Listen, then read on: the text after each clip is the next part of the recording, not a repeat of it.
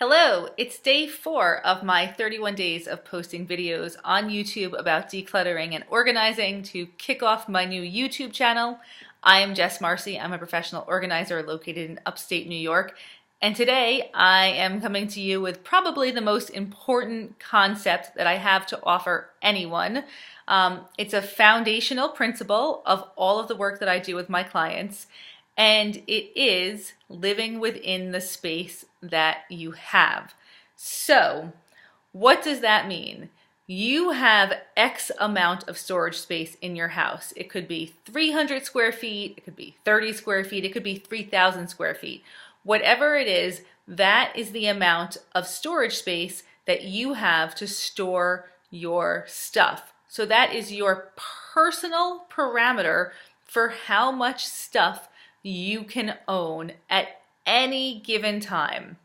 It is how much comfortably fits within the storage that you have in your house. So hear me out on this one. I know that this can be really difficult for some people to hear and to embrace and to acknowledge, but if you are implementing an organizational system in your kitchen and an organizational system in your pantry and an organizational system for your papers, and they're not working, it's because you are living outside of your space. If you have more stuff than comfortably fits into the storage that you have in your house, there will never be an organizational system that functions correctly. It's like a mathematical equation that does not work. You cannot store more stuff than you have storage for. So, let's just talk about this a little bit more in depth. Your house is your parameter. It's your personal parameter.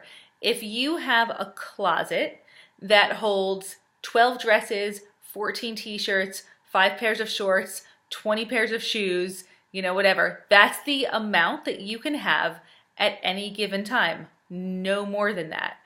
If you have a collection, like your clothing, that is bigger than the space you have for that collection, then you have two options.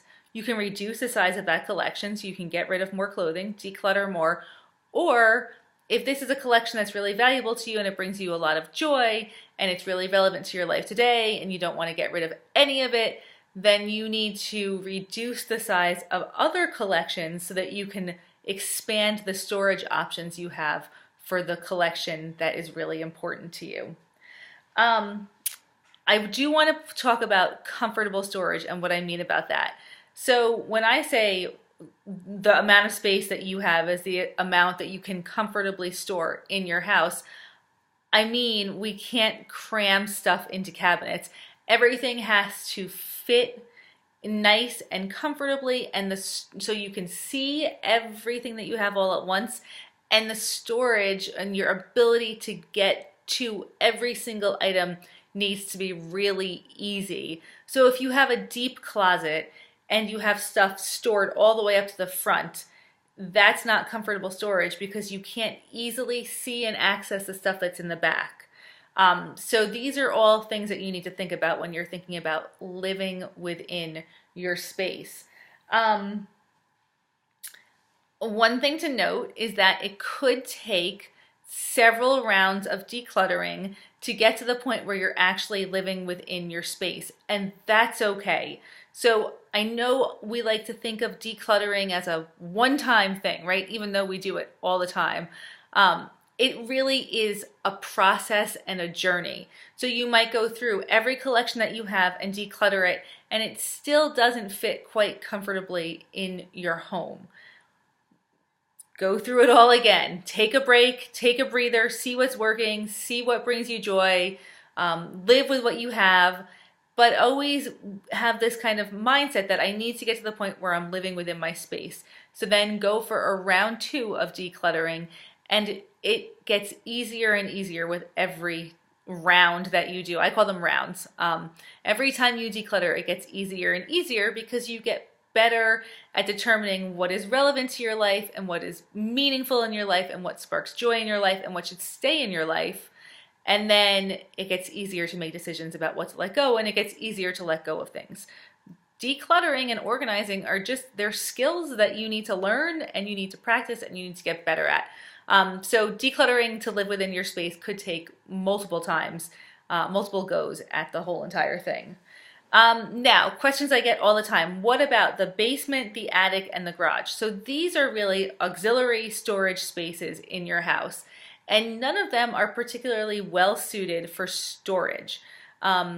I have a background in archival science, and I also work with people who have basements that are literally full to the brim of stuff, attics that are bursting at the seams, garages that you could never get a car into.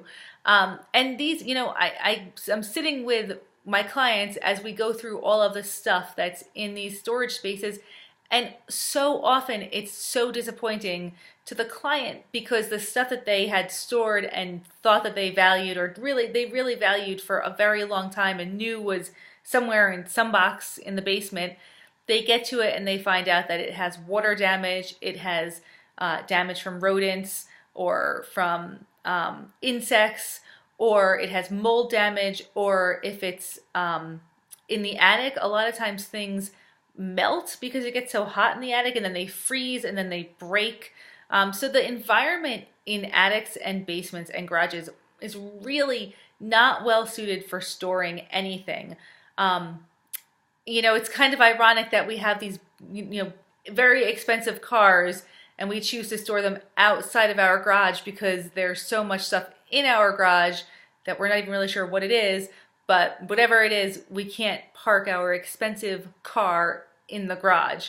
So the only kind of exceptions to these rules are with holiday, in the attic or the basement or the garage, holiday decorations and bulky winter gear or bulky sports gear. Those would be the two exceptions that I would make.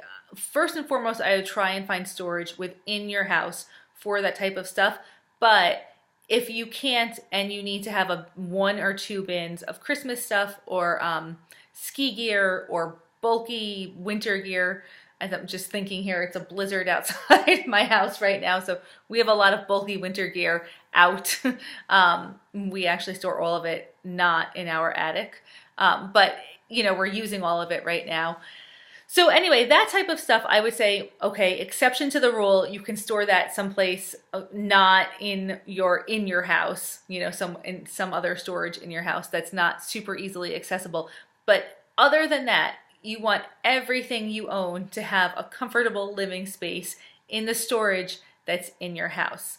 So another sort of side note on this principle, if you're interested in minimalism, and I hear from a lot of people that they love the idea of a minimalistic lifestyle, but they can't possibly see themselves doing that, or they just have no idea where to get started. If this is you, this is the place to start. Reduce what you have to live within the space that you have, and that is the first step to a minimalistic lifestyle. Get all of your stuff down to that point and take it from there. That is step 1. I know the minimalists do this thing where they pack all their stuff up in boxes and see what they use for like a couple of months, but that's not really a realistic scenario for most of us. So just get your possessions down to living within the space that you have, and that is step 1 for a minimalistic lifestyle. And it's also the foundational principle of organizing and decluttering for all of my clients. So follow me, subscribe to my channel. I'm doing 31 days of videos. I'm having a lot of fun with it. I'm getting a lot of great feedback. I'm grateful for you for watching, and I can't wait to be back tomorrow with another foundational principle. Have a great day. Enjoy the blizzard.